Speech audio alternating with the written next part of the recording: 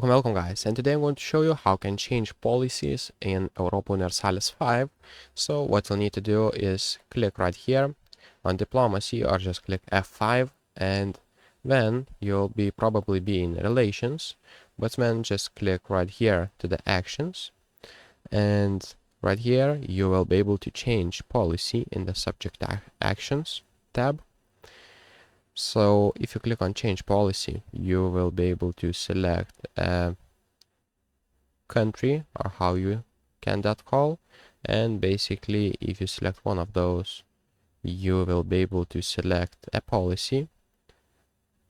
So select one of those, like limited censorship, let's select that, and you can select if you want to confirm it. And that's pretty much it, guys. That's how you change policies in Europa Universalis 5.